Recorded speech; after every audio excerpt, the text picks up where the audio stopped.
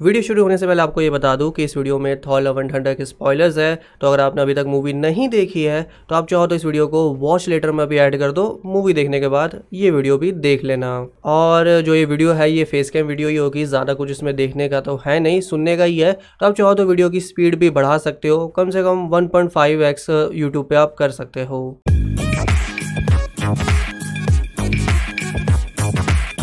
Hello दोस्तों, और आज हम एनालाइज करेंगे थॉर लव एंड थंडर को, जो थोड़ी सी एक मिक्स कंट्रोवर्शियल रिव्यूज़ वाली मूवी बन चुकी है एमसीयू फैंडम के अंदर। अब देखो, कोई भी मूवी आती है तो ऑफ कोर्स कुछ लोग उसको काफ़ी पसंद करते हैं, कुछ लोग उसको हेट करते हैं, और ज़्यादातर रिव्यूज़ में आप यही सुनते हो कि या तो मूवी की अच्छाई ज़्यादा हो रही है या मूवी की बुराई ज़्यादा हो रही है। बट ये वीडियो को बनाने का मेरा मकसद ये नहीं है कि मैं मूवी की अच्छाई ज़्यादा बताऊँ या उसको डिफेंड करने की कोशिश करूँ या मैं मूवी की बुराई ज़्यादा बताऊँ। ओवरऑल वो आप मतलब कहीं पे भी देख सकते हो, बट ओवरऑल मेरा इस वीडियो से मकसद ये है कि हम एनालाइज़ करें कि क्या इसमें ऐसा हुआ जो अच्छा था, क्या इसमें ऐसा हुआ जो आगे बेहतर हो सकता है। तो उन सब चीज़ों को हम यहाँ पे डिस्कस करने की कोशिश करेंगे। लेकिन उस सबसे पहले मुझे लगता है कि मुझे ये चीज़ यहाँ पे क्लैरिफाई करनी पड़ेगी कि मुझे ये मूवी कितनी अच्छी लगी। तो मुझे ये मूवी एवरेज ठीक ठाक लगी एमसीयू यूनिवर्स के अंदर। और अगर मैं इसको एमसीयू की लिस्ट में डालूंगा, एमसीयू में अभी तक 29 मूवीज़ आ चुकी है, तो शायद इसे मैं टॉप 15 में ना रखूँ, टॉप 15 से पीछे रखूँ। अभी मैंने वो लिस्ट में डालने की इसको कोशिश नहीं किया, लेकिन अगर मैं रखूँगा अभी तो टॉप 15 से पीछे ही रखूँगा। तब भी मैं क्यों कह रहा हूँ कि मुझे मूवी अच्छी लगी या ठीक ठाक लगी, तो वो मैं जो है आपको इस वीडियो में बताऊँगा। So let's start. शुरुआत करते हैं एक बहुत ही इम्पॉर्टेंट पॉइंट से, जो सीक्वल्स के साथ एक दिक्कत हो जाती है। और अगर इस मूवी को हम एक सीक्वल की तरह देखें, जो कि टेक्निकली रैग्नारॉक टाइका वाइटिटी के थॉर मूवीज़ में पहली मूवी थी, और ये दूसरी मूवी बन जाती है उसके बाद, हम जो पहली दो मूवीज़ हैं उनको थोड़ा साइड में रखते हैं। तो यहाँ पे क्या होता है, दरअसल आपने बहुत सारी मूवीज़ में भी देखा होगा कि अगर आप कोई ऐसी मूवी बनाते हो जो काफ़ी अलग होती है, यूनिक होती है, या थोड़ी सी भी अलग होती है बाकी सुपर हीरो मूवीज़ से या उस जॉनर की मूवीज़ से, तो जो सेकंड मूवी बनाना होता है, जो सेकंड उसका सीक्वल बनाना होता है, वो हमेशा ज़्यादातर, हमेशा तो नहीं, ज़्यादातर उससे पीछे रहता है जो पहली मूवी थी। इसमें मैं आपको एग्जांपल ही दे देता हूँ एमसीयू के। फॉर एग्जांपल जो पहली आयरन मैन थी वो थोड़ी अलग मूवी थी, इसलिए एक वजह थी कि आयरन मैन 2 थोड़ी सी उससे पीछे रही। हालांकि मैं ये नहीं कह रहा कि वही मेन वजह थी, लेकिन वो एक वजह थी कि क्यों आयरन मैन 2 आयरन मैन 1 से पीछे रही। Same with Avengers as of Ultron, Avengers से पीछे रही, क्योंकि अवेंजर्स एक काफ़ी यूनिक कॉन्सेप्ट था। पहली बार हम इतने सारे सुपर हीरोज़ को एक साथ आते हुए देख रहे थे। और वहीं पर अगर हम बात करें तीसरी मूवी की, तो वो इसका एग्जाम्पल, जो सबसे इंपॉर्टेंट एग्जाम्पल है मेरे लिए जो इससे कंपेयर होता है थॉर से, वो है गार्डियंस ऑफ द गैलेक्सी पहली मूवी। बहुत ही अलग मूवी थी, किसी ने एक्सपेक्ट नहीं किया था कि इतनी बड़ी हिट हो जाएगी। तो क्या हुआ कि जो दूसरी मूवी है वहाँ पे हमें आइडिया था कि ऐसा दिखने ही वाला है। जो उन्होंने कॉमेडी, जो उन्होंने एक्शन, जिस तरह का उन्होंने सब कुछ थीम बनाई थी, वो हमें आइडिया था कि ऐसा वॉल्यूम 2 में होने वाला है। इसलिए वॉल्यूम 2 में जो है वो ज़्यादा कुछ अलग ना कर पाने की वजह से वॉल्यूम 2 जो है वो पहली मूवी से पीछे रही। हालांकि जैसा मैंने कहा, ऐसा हमेशा नहीं होता है। डेडपूल एक बहुत अच्छा एग्जांपल है। पहली मूवी इतनी अलग थी, लाइक किसी को नहीं लगा था कि इतनी यूनिक मूवी और वो इतनी हिट हो जाएगी। उस वजह से क्या हुआ कि डेडपूल 2 भी थोड़ी सी ऐसा हो सकता था कि उससे पीछे रहती। हालांकि ज़्यादातर लोगों के लिए डेडपूल 1 और 2 में ज़्यादा फर्क नहीं है, थोड़ी आगे पीछे उनके लिस्ट में हो सकती है। और ये जो चीज़ है ये आगे जाके शॉन्ग-ची के साथ भी होगी, क्योंकि पहली मूवी में हमने उसका यूनिक एक्सपेक्ट देख लिया है, तो दूसरी मूवी में लोग एक्सपेक्ट करेंगे कि अब वो क्या अलग कर सकते हैं। और वो सेम चीज़ हमें यहाँ पे भी देखने को मिली। और मैंने जैसा कहा कि ये उन्हीं मूवीज़ के साथ होता है जो काफ़ी अलग होती है और बहुत बड़ी हिट हो जाती है। लाइक किसी को नहीं लगा था कि अवेंजर 1.5 बिलियन कमा लेगी, किसी को नहीं लगा था कि आयरन मैन जैसी मूवी सुपर डुपर हिट होगी। किसी को मतलब क्या है कि लोग सोच के नहीं जा रहे थे। लाइक फॉर एग्जाम्पल आज के टाइम पे हम नोलन की मूवी देखते हैं तो हमें एक्सपेक्टेड होता है कि अच्छी मूवी वो बना ही देगा, बट उस टाइम पे किसी ने नहीं सोचा था कि आयरन मैन कोई अच्छी मूवी हो सकती है। लाइक उन्होंने इतनी हाई एक्सपेक्टेशन नहीं थी और उसने डिलीवर करके दिखाया। तो वो जो सीक्वल वाला इशू हुआ वो यहाँ पे भी आ गया। हुआ क्या कि हमें अंदाज़ा था कि यहाँ पे क्या होने वाला है। वो कॉमेडी, वो एक्शन और वो कलरफुल थीम, वो सब कुछ हमें अंदाज़ा था। तो उसके ऊपर कुछ ऐड करना या उसको अलग करना, यहाँ पे मूवी जो है थोड़ी सी पीछे रह जाती है। मेरे हिसाब से थोड़ी सी नहीं, ज़्यादा पीछे रह जाती है। इसलिए कई लोगों को ये रैग्नारॉक से भी पीछे लगी और मुझे भी ये रैग्नारॉक से पीछे लगी। ठीक है, तो ये यहाँ पे मैं जो है इंपॉर्टेंट एक्सपेक्ट है, एक इंपॉर्टेंट पॉइंट है कि क्यों ये मूवी थोड़ी सी पिछली मूवी से पीछे रह गई। दूसरा पॉइंट जो मेरे हिसाब से थोड़ा इंपॉर्टेंट पॉइंट इस पहले वाले से थोड़ा ऊपर आ जाता है, वो है कि मूवी के एक्शन में कोई बड़ा हीरोइक मोमेंट नहीं था। लाइक रैग्नारॉक में हम सबको याद है जब थॉर पहली बार वो कूदता है बाइफ्रॉस्ट पे और सभी वहाँ पे जो भी विलन्स होती है, जो भी पूरी वो सेना होती है, उसको मार देता है। वो एक काफ़ी हीरोइक मोमेंट था, वो यूनिक मोमेंट था जो हमने कभी नहीं देखा था पहले, जो हमें यहाँ पे देखने को मिला। तो इस मूवी में वो यूनिक मोमेंट की कमी हमें देखने को मिली। जो थॉर से हम एक्सपेक्ट करते थे वही हमें यहाँ पे देखने को मिला, उससे बढ़ के हमें कुछ ज़्यादा नहीं मिला, जो इस मूवी की एक दिक्कत है। हालांकि मूवी का एक्शन अच्छा है, बट इसमें भी एमसीयू को काम करना पड़ेगा कि क्योंकि उनका खुद का स्टैंडर्ड इतना बड़ा हो चुका है। लाइक अगर इस मूवी का अगर एक्शन आप किसी और मूवी में डाल देते, मान लो कोई और फ्रेंचाइज में, कोई सुपर हीरो फ्रेंचाइज में आ जाता, तो उसको हम यूनिक बोलते, बड़ा बोलते, अच्छा बोलते। पर क्योंकि एमसीयू का स्टैंडर्ड इतना ऊपर हो चुका है, तो यहाँ पे उनको काम करने की ज़्यादा ज़रूरत है मूवी के एक्शन पे और कुछ यूनिक ऐड करना, क्योंकि हर बार आप सेम एक्शन नहीं देख सकते। वो जो चीज़ है वो थोड़ी सी मिस है। हालांकि मूवी में अच्छे मोमेंट्स है, फॉर एग्जांपल जो गॉर की फाइट वाला सीन है, जो स्टेज क्राफ्ट टेक्नोलॉजी से शूट किया गया था, मूवी की एंडिंग है, वो सब एक्शन एक्सपेक्ट यहाँ पे थे।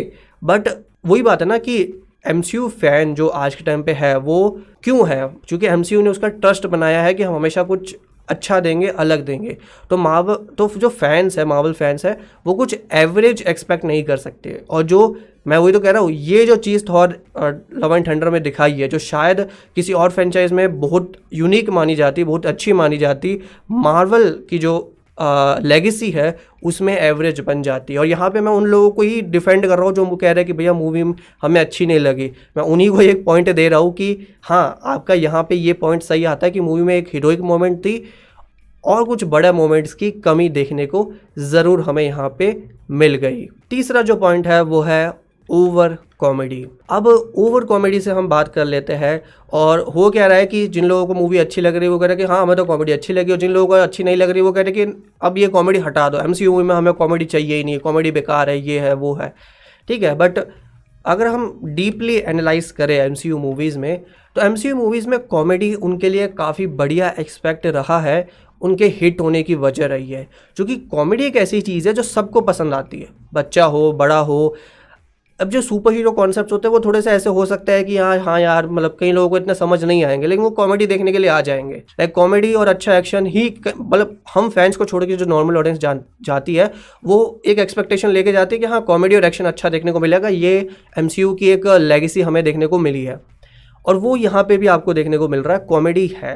बट क्या ओवर कॉमेडी भी है? हाँ, एमसीयू की पिछली कई मूवीज़ से मैं देख रहा हूँ कि ओवर कॉमेडी हो रही है। और ओवर कॉमेडी से मेरा मीनिंग क्या है? ओवर कॉमेडी से मेरा मीनिंग ये है कि कभी कोई सीरियस सीन आता है उसके बीच में जोक आ जाता है। और इसका मैं बहुत अच्छा एग्जांपल आपको दे सकता हूँ, जो हमेशा मेरे इस पॉइंट जब भी मैं सोचता हूँ तो मुझे यही एग्जांपल याद आता है। एंड गेम में एक सीन था जब सब लोग डिस्कस कर रहे थे कि गॉन्टलेट कौन उठाएगा और कौन स्नैप करेगा सब लोगों को ज़िंदा करने के लिए। और उसमें थॉर आता है और थॉर कहता है कि मैं ज़िंदा करूँगा, और थॉर अपना दर्द बता रहा होता है। और बीच में एक जोक आता है कि भाई, वो कहता है कि भाई मेरे खून में तुम्हें पता है क्या दौड़ रहा है, और वहाँ पे वॉर मशीन एक जोक कर देता है उसके कि चीज़ वीज़, ऐसा कुछ जोक था। तो एक सीरियस मोमेंट पे एक जोक आ गया, तो उस सीरियस मोमेंट की डेप्थ जो है वो नीचे गिर गई। तो वो यहाँ पे, अब इस मूवी में मैंने पूरा भी याद नहीं किया कि ऐसी चीज़ हुई थी या स्पेसिफिक ऐसा मोमेंट था कि, और हुए होंगे ऐसे मोमेंट। मार्वल की पिछली कई मूवीज़ में देखा है कि एक सीरियस मोमेंट में एक कॉमेडी सीन डाल दिया जाता है, जो अच्छी चीज़ नहीं है मेरे हिसाब से। बट ये चीज़ वो बहुत पहले से कर रहे थे, बस हम उस टाइम पे थोड़ा सा इग्नोर कर देते थे। लाइक उनके, अगर मैं बात करूँ कि 70 to 80% जोक्स उनके चलते थे, 10 से 20% जोक्स ऐसे होते थे जो नहीं चलते थे। नहीं चलने से मेरा मतलब ये नहीं है कि वो किसी को अच्छे नहीं लगते थे, कई लोगों को अच्छे लगते थे, बट मेजोरिटी को वो इतना ऐसा नहीं लगता कि हाँ कुछ उन्होंने नया ऐड किया। सॉरी, ये हेडफोन अगर थोड़ा सा आवाज़ कर रहे हो तो ये वाली जो है इशू यहाँ पे हमें देखने को मिला। बट अगर मैं टाइका वेटिटी मूवी देखने जा रहा हूँ और मैं रैग्नारॉक दे चुका हूँ, और जो इस मूवी का पहले दिन से प्रमोशन हो रहा है कि कॉमेडी बढ़िया कॉमेडी है, तो मुझे वो मिली। तो मुझे अगर वो 10-20% जोक्स ऐसे भी लगे कि हाँ मुझे हंसी नहीं आई, तो मुझे उतना दुख नहीं हुआ, क्योंकि इस मूवी में मैं सीरियसनेस एक्सपेक्ट ही नहीं कर रहा था। बात यहाँ पे इंपॉर्टेंट ये आ जाती है कि लोगों को इसकी सिली कॉमेडी अच्छी नहीं लग रही है, जिन लोगों को नहीं अच्छी लग रही है। जिन लोगों को अच्छी लग रही मूवी वो एक अलग पॉइंट है, बट वो सिली कॉमेडी ऐसी चीज़ है जो मुझे अच्छी लगती है, तो मैं उसको डिफेंड कर सकता हूँ। फॉर एग्जांपल एक सीन है मूवी के अंदर जिसमें बच्चों को पावर मिल जाती है। मुझे तो वो सीन काफ़ी अच्छा लगा, काफ़ी मज़ेदार लगा। लेकिन जब मैं मूवी देख के आया और मैं उस सीन को सर्च कर रहा था, क्योंकि मुझे उसको फिर से देखना था यूट्यूब पे, किसी ने रिएक्शन वीडियो डाला और ऑडियंस रिएक्शन डाला उसका, और मुझे वो सीन काफ़ी अच्छा लगा। लेकिन कमेंट्स में सब लोग ये कह रहे थे कि क्या ये बच्चों की मूवी बना दी, क्या बच्चे को सुपर पावर दे दी, क्या ये कॉमेडी डाल दिया, थॉर तो एक वॉरियर है, थॉर ऐसा है वैसा है, ये है वो है। और मुझे वो सीन अच्छा लगा। It's a fun silly scene. आप सिली कॉमेडी को आप क्रिंज बोल सकते हो, बट आई मीन क्रिंज सबके लिए अलग अलग होता है। मेरे लिए जो चीज़ें क्रिंज है आपके लिए शायद वो बड़ी डैंक होगी, बट वो स्पेसिफिकेशन सबके हिसाब से अपना अपना होता है, सब अपने हिसाब से क्लैरिफाई करते हैं। और कहीं जैसे जो एक जोक मुझे जो काफ़ी अच्छा लगा था वो था नीनी नोनी वाला, कि जो कौर के गॉड थे उनका नाम नीनी नोनी था। तो मुझे वो जोक काफ़ी अच्छा लगा। कई लोगों को लगा कि अरे ये क्या बना दिया, ये क्या जोक, ऐसे जोक चल रहा है यहाँ पे। जीयूज कई लोगों को लगा कि ज़्यादा कॉमेडी डाल दिया। बट जब से मूवी प्रमोट होना स्टार्ट हुई थी उन्होंने कहा ये कॉमेडी है, यहाँ आप सिली कॉमेडी एक्सपेक्ट करके चलो। तो मैं वो एक्सपेक्टेशन लेके क्यों जा रहा हूँ कि यहाँ सीरियसनेस होगी या यहाँ कहीं कुछ अलग लेवल की कॉमेडी होगी। ये टाइका वाइटिटी की कॉमेडी है, ये सिली कॉमेडी है। और अगर आप इस पे कंप्लेन कर रहे हो तो मेरे हिसाब से शायद आप एक्सपेक्टेशन ही अलग लेके जा रहे थे। ये जो पॉइंट है बहुत इंपॉर्टेंट है। और इसमें मैं लोगों को भी यही कहता हूँ, पिछली वीडियो में मैंने ये कहा कि अगर आप ट्रेलर से अलग कुछ एक्सपेक्ट करते हो तो आपको वो नहीं करना चाहिए। बट मैं इस पर आगे जाके और बात ज़रूर करूँगा। वैसे आगे बढ़ने से पहले हम सैटरडे संडे को कोशिश करेंगे कि हम एक लाइव वीडियो जैसे हम करते हैं अपना मेन फिल्मिनो फैन शो वो करें, और उसमें आप लोग भी अपने विचार बता सकते हैं, आप लोग बता सकते हैं कि आपको ये मूवी कैसी लगी, और वो सब डिस्कशन भी हम यहाँ पे ज़रूर करने की कोशिश करेंगे। लेकिन अब आ जाते हैं चौथे पॉइंट पे, जो मेरे हिसाब से उन्होंने काफ़ी अच्छा किया, लेकिन जिन लोगों को मूवी अच्छी नहीं लगी उन्होंने कहा कि हमें तो बिल्कुल अच्छा नहीं लगा। वो था थॉर के कैरेक्टर को डाउनग्रेड करना, उसके पावर लेवल को डाउनग्रेड करना। और थॉर को कॉमेडी बनाना भी कई लोग कह रहे डाउनग्रेड करना है, लेकिन मेरे हिसाब से वो उसको कॉमेडी रैग्नारॉक में ही बना चुके थे। एक्टर भी इस चीज़ के साथ खुश थे, और कि हम मुझे कॉमेडी ज़्यादा करने को मिल रही है। तो मैं उस चीज़ पे बात नहीं कर रहा, मैं उसके पावर लेवल्स पे और उसके कैरेक्टर की जो जितना स्ट्रॉन्ग उसे दिखाया गया था, चाहे वो रैग्नारॉक हो, इन्फिनिटी वॉर हो, उससे तो वो डाउनग्रेड किया गया, वो मेरे हिसाब से काफ़ी ज़रूरी था। अब मेरी बात ध्यान से सुनना, एंड गेम में दो इंपॉर्टेंट कैरेक्टर कौन से थे? आयरन मैन और कैप्टन अमेरिका। दोनों की लास्ट मूवी थी, दोनों एमसीयू के पिलर्स के अलग कैरेक्टर्स थे, तो इन पे आपको टाइम देना ही था, ये मतलब होना ही था यहाँ पे। बट इन्फिनिटी वॉर के मेन कैरेक्टर्स कौन से थे? डॉक्टर स्ट्रेंज और थॉर। लाइक आयरन मैन और कैप्टन अमेरिका भी बढ़िया सीन्स थे, लेकिन जिनको सबसे ज़्यादा टाइम दिया गया, अपग्रेड किया गया, उनके कैरेक्टर को और डेवलप किया गया, वो थे डॉक्टर स्ट्रेंज और थॉर। क्यों? क्योंकि आपने ज़्यादातर ये सुना होगा कि अगर आपको एक तगड़ा हीरो दिखाना है तो आपको उसको एक तगड़ा विलन भी देना पड़ेगा, मतलब विलन भी उतना स्ट्रांग होना चाहिए तभी हीरो स्ट्रांग दिखेगा। बट ये उल्टा भी काम करता है, अगर आपको एक तगड़ा विलन दिखाना है तो आपको एक तगड़ा हीरो भी सामने रखना पड़ेगा। तो अगर मान लीजिए थेनोस आता इन्फिनिटी वॉर में, और हम उनको पता था कि थेनोस आगे भी हमें यूज़ करना है, एंड गेम भी बनेगी, और अगर वो पहले ही ये दिखा देते कि आयरन मैन और कैप्टन अमेरिका जो पहले भी एमसीयू में फाइट करते थे, उस लेवल के कैरेक्टर्स, उस पावर लेवल के कैरेक्टर्स थेनोस को हरा सकते हैं, तो वो जो थेनोस का विलन एक्सपेक्ट था कि सबसे बड़ा विलन है, वो निकल के नहीं आता। तो उन्होंने थॉर और डॉक्टर स्ट्रेंज जो सबसे पावरफुल कैरेक्टर्स है, पावरफुल से बिल्कुल ये मतलब नहीं है कि सबसे फेवरेट है, पावर लेवल्स के हिसाब से थॉर और डॉक्टर स्ट्रेंज सबसे पावरफुल कैरेक्टर्स उस मूवी के अंदर बनाए गए। तो उनको इतना पावरफुल दिखा दिया गया है कि अब उनको पीछे करना पड़ेगा, क्योंकि अब आपको उनको बाकी विलन्स से भी फाइट करवाना है, और आप ये नहीं कह सकते कि ये तो इतना पावरफुल है कि ये सबसे फाइट कर लेंगे और जीत जाएंगे, तो उनको डाउनग्रेड करना पड़ेगा। और थॉर, और ये चीज़ डॉक्टर स्ट्रेंज में भी देखी गई थी कि डॉक्टर स्ट्रेंज को भी डाउनग्रेड करने में दिक्कत आई थी, कई लोगों ने कंप्लेन की थी कि इतना पावरफुल कैरेक्टर है, और ये चीज़ थॉर में भी देखनी गई है। लेकिन थॉर के साथ एक अच्छी चीज़ ये हो गई थी कि थॉर का जो कैरेक्टर है वो एंड गेम में ही थोड़ा चेंज कर दिया गया था, कि वो बंदा अपनी मिड लाइफ क्राइसिस से गुजर रहा है, उसको नहीं पता उसकी ज़िंदगी में उसको करना क्या है। तो हालांकि उस चीज़ पे और काम हो सकता था, मैं मानता हूँ कि उस एक्सपेक्ट पे कि थॉर अपनी ज़िंदगी में क्या करना चाहता है उसको नहीं समझ आ रहा, वो एक नेगेटिव पॉइंट यहाँ पे आ जाता है। बट उसको डाउनग्रेड करना इंपॉर्टेंट था, और उन्होंने कितनी बढ़िया से डाउनग्रेड किया कि वो फाइट कर रहा है, वो थोड़ा इंजॉयमेंट कर रहा है, फिर उसको सीरियसनेस पता चलती है उसके, लेकिन तब भी वो थोड़ा सा अलग वे में बिहेव कर रहा है, जैसा वो शायद इन्फिनिटी वॉर में नहीं कर रहा था। तो वो इम्पॉर्टेंट पार्ट था कि उसको थोड़ा सा नीचे लाया जाए, उसके पावर लेवल्स को थोड़ा सा ड्रॉप किया जाए, ताकि जब वो गॉड से फाइट करे तो वो ऐसा लगे कि बराबरी की फाइट है या गॉड ज़्यादा ऊपर है। जो मुझे सबसे दूसरी अच्छी चीज़ लगी कि जो उसकी बेटी वाला सीन डाला गया मूवी के एंड में, वो मुझे बहुत क्यूट लगा, क्योंकि वही तो दिखाया जा रहा था कि उस बंदे की लाइफ में कोई मिशन नहीं है और अब उसकी लाइफ में उसको मिशन मिल चुका है कि उसकी एक बेटी है, उसको पालना है, वो उसकी लव है, Love and Thunder. Like such a good scene, such a good character development मेरे हिसाब से।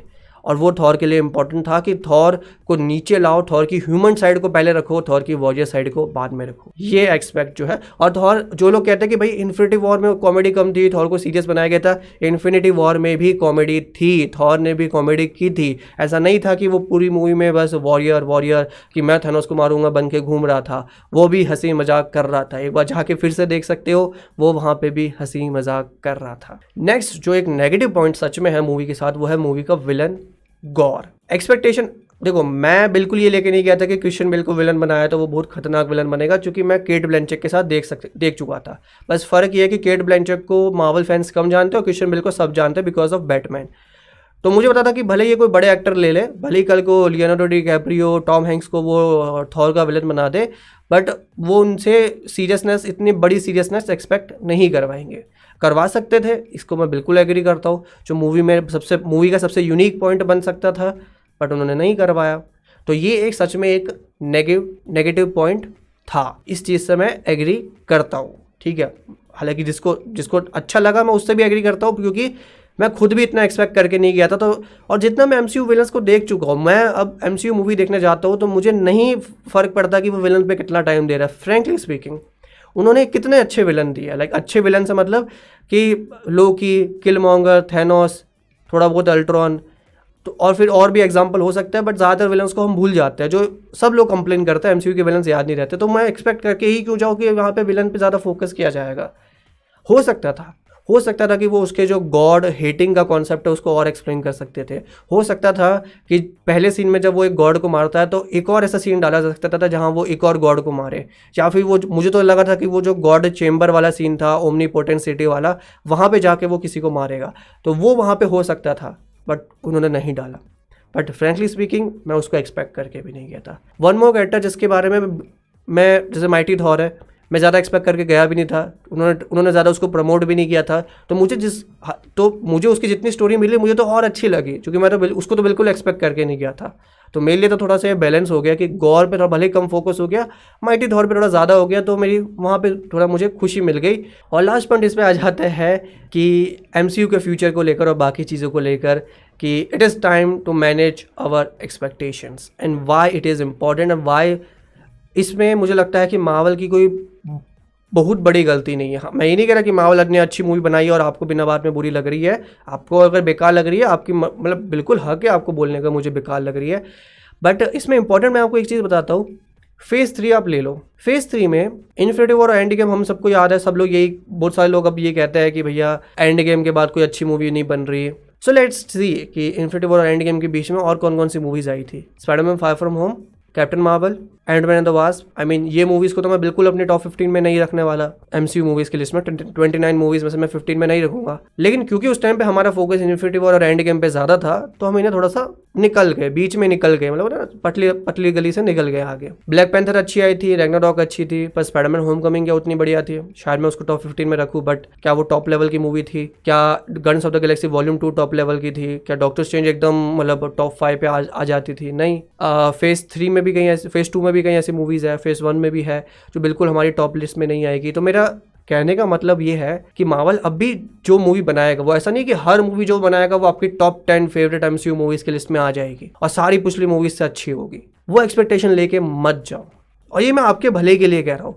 आप टिकट खरीदते हो, आपको अच्छी मूवी मिलनी चाहिए, तो आप एक्सपेक्टेशन ही क्यों कर रहे हो कि हर मूवी उनकी टॉप नॉच होगी? आपको लगता है कि भैया मुझे ट्रेलर अच्छे लगे हैं तो मैं टिकट बुक करूंगा, वरना मैं रिव्यूज़ आने का वेट करूंगा, रिव्यूज़ अच्छे आएंगे या रिव्यू में मुझे वो पॉइंट दिखेगा तो मैं जाऊँगा। और इसमें मैं एक और चीज़ बोलता हूँ, बहुत सारे लोग थ्योरीज इतनी पढ़ लेते हैं, देख लेते हैं कि उसी को सच मान के बैठ जाते हैं कि अगर ये नहीं हुआ तो मैं मूवी को हेट करूँगा।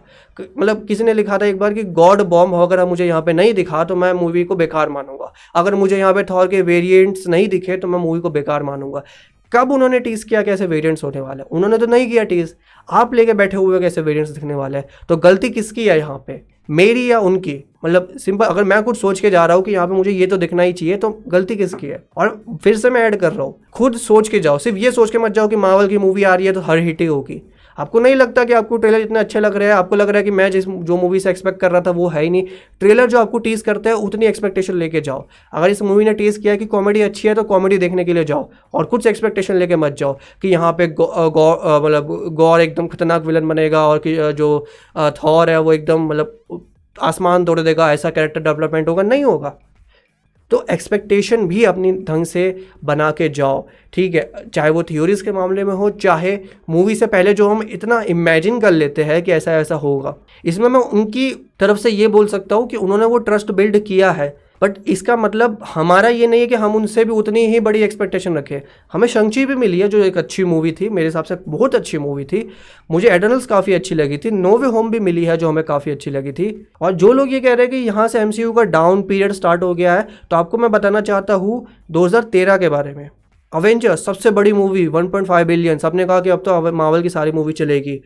अगले साल क्या होता है, आयरन मैन 3, अच्छे रिव्यू नहीं आते, अच्छे मतलब पहली 2 से मतलब अवेंजर्स से बहुत नीचे रिव्यूज़ आते हैं। थॉर डार्क वर्ल्ड पीछे रिव्यूज़ आते हैं, जितनी एक्सपेक्टेशन थी उससे नीचे रिव्यूज़ आते हैं। तो क्या मार्वल उस दिन खत्म हो गया था? क्या उसके अगले ही साल हमें captain America the winter soldier और गार्डियंस ऑफ द गैलेक्सी नहीं मिली थी?